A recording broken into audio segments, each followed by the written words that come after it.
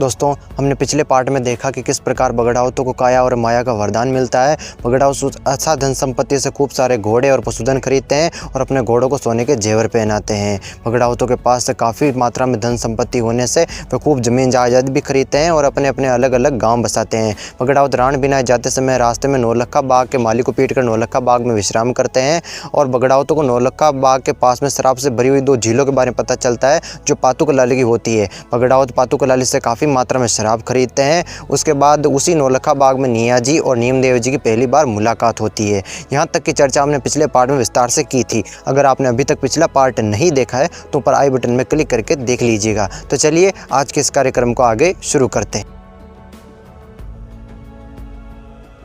अब जब नियाजी और नीमदेव जी की पहली बार मुलाकात हो जाती है नौलखा बाग में, तो उसके बाद नीमदेव जी राव जी के पास आकर कहते हैं कि वो तो बाग जी के बेटे बगड़ाउत है। तो राव जी कहते हैं कि फिर तो वह अपने ही भाई है। राव जी बगड़ाउतों से मिलने के लिए नौलखा बाग में आते हैं। वहाँ पर सवाई भोज और राव जी दोनों पाक बदलकर धर्म भाई बनते हैं। उसके बाद राव जी बड़े आदर के साथ बगड़ाउतों को नौलखा बाग में बिठाकर उन्हें खूब दारू पिलाते हैं। पातुकलाली अपनी सारी दारू सवाई भोज की हथेली में उड़ेल देती है। यहाँ तक कि पातुकलाली की सारी दारू खत्म हो जाती है। पातुकलाली की जो शराब की झीलें होती है वे भी खाली हो जाती है, लेकिन सवाई भोज की हथेली नहीं भरती है, वो खाली की खाली रह जाती है। यह देखकर पातुकलाली घबरा जाती है और सवाई भोज के चरणों में गिर जाती है और कहती है कि मुझे अपनी राखी डोरा की बहन बना लीजिए। उसके बाद वह सवाई भोज को राखी बांधकर उन्हें अपना धर्म भाई बना लेती है।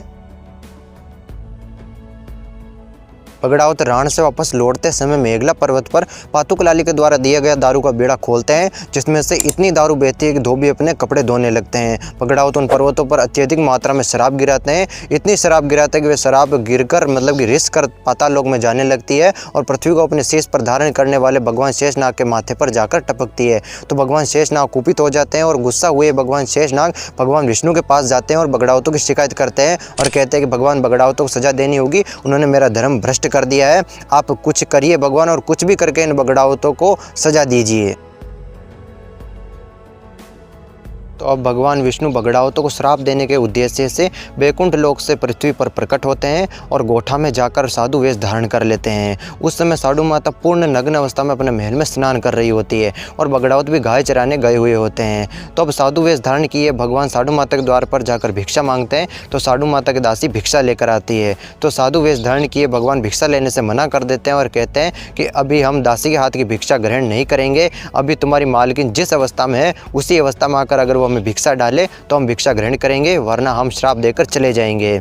साधु माता सोचती है कि जरूर ये साधु कोई पहुंचे हुए लगते हैं, अगर इन्हें इसी अवस्था में भिक्षा नहीं दी गई तो जरूर श्राप देकर चले जाएंगे। साधु माता उसी समय नहाना छोड़ और नग्न अवस्था में ही दान लेकर साधु महाराज के पास दान देने के लिए जाती है। साधु माता के सतीत्व के प्रभाव से उसके सिर के केस इतने लंबे हो जाते हैं, इतने बढ़ जाते हैं कि सिर से लगाकर पांव तक पूरा शरीर ढक जाता है। साधु माता दान लेकर साधु महाराज के पास पहुंचती है, उन्हें प्रणाम करके उन्हें दान देती है। दोस्तों, यहाँ पर मैं आपको एक बात बता दूं कि भगवान इतनी आसानी से हर किसी के घर में अवतार नहीं लेते हैं। भगवान को अपने घर अवतार धराने के लिए कठिन परीक्षा देनी पड़ती है। भगवान साधु माता को छलने के लिए आए थे कि साधु माता अपने धर्म और भक्ति से, अपने विश्वास से डिगती है या नहीं, लेकिन साधु माता ने निर्वस्त्र अवस्था में भी अपना धर्म और कर्तव्य नहीं छोड़ा, तब जाकर उनके घर भगवान अवतार लिया। ऐसे स्त्री और पुरुष जो विकट परिस्थितियों में भी अपना धर्म, अपना कर्तव्य नहीं छोड़ते हैं, ऐसे महापुरुषों और ऐसी स्त्रियों के घर ही भगवान नारायण अवतार लेते हैं। कि इतनी आसानी से भगवान हर किसी के घर अवतार नहीं लेते हैं। तो अब साधु वेश धारण किए भगवान नारायण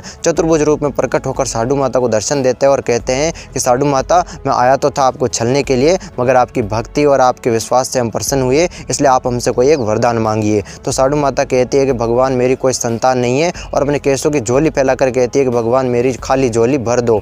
तो भगवान कहते हैं कि साधु माता, अगर तुम मुझे अपने कोख के दर्शन कराती तो मैं तेरे गर्भ से जन्म लेता, मगर अब तूने झोली फैलाई है इसलिए मैं आपकी झोलिया ही आऊँगा। तो साधु माता पूछती है कि भगवान आप किस प्रकार मेरे झोलिया आओगे, वो भी मुझे बता दीजिए। भगवान नारायण साधु माता से कहते हैं कि साधु माता, तुम सुबह सूतक के दिन टालकर सुबह ब्रह्म मुहूर्त में उठकर नहा धोकर सच्चे हृदय से मेरा ध्यान करना, मेरा चिंतन करना, मैं आपकी झोले में जन्म लूँगा। हम मालासेरी डूंगरी पर कमल के फूल में अवतरित होंगे। इतना कहकर भगवान नारायण अंतर्धान हो जाते हैं और वापस शेषनाग के पास आकर कहते हैं कि मैं गया तो था साधु माता को छलने के लिए, मगर उनकी भक्ति और उनकी सच्ची श्रद्धा से प्रसन्न होकर उन्हें वरदान दे बेटा, इसलिए अब मैं कुछ नहीं कर सकता, लेकिन चलो मैं तुम्हें आदि शक्ति माँ दुर्गा के पास लेकर चलता हूँ, वही कुछ कर सकती है। तो भगवान नारायण और भगवान शेषनाग माँ आदि शक्ति दुर्गा के पास जाकर उन्हें सारी बात बताते हैं। तो आदि शक्ति दुर्गा उनकी बात सुनकर कहती है कि बगड़ाओ तो मेरे सच्चे सेवक है, पूरी भक्ति भावना से मेरी भक्ति करते रहते हैं, तो मैं उनको कैसे छल सकती हूँ, लेकिन आपके लिए कुछ तो करना ही होगा। तब आदि शक्ति माँ दुर्गा बगड़ाओतों को खपाने के लिए भुआल के राजा के यहाँ पर अवतरित होने की योजना बनाती है। दोस्तों, आशा करता हूँ इस वीडियो से आपको बहुत कुछ जानने को मिला होगा, बहुत कुछ सीखने को मिला होगा। अगर आपको ये जानकारी पसंद आई हो तो इसे अपने मित्रों में, अपने परिवारजनों में, अपने सगे संबंधियों में भी जरूर साझा कीजिएगा, ताकि वो भी अपने ज्ञान में वृद्धि कर सके। अगर आप अभी तक हमारे चैनल से नहीं जुड़े हैं तो जुड़ जाइएगा। इस चैनल पर आपको इसी तरह की रोचक और ज्ञानवर्धक जानकारी जानने को मिलती रहेगी। अगर आपने अभी तक पिछले पार्ट नहीं देखे तो उनकी भी लिंक आपको डिस्क्रिप्शन बॉक्स में मिल जाएगी, जरूर से जाकर के देख लीजिएगा। तो चलिए मिलते हैं ऐसे ही किसी नए रोचक और ज्ञानवर्धक वीडियो में। तब तक के लिए सभी दर्शकों को राधे राधे, जय श्री कृष्ण।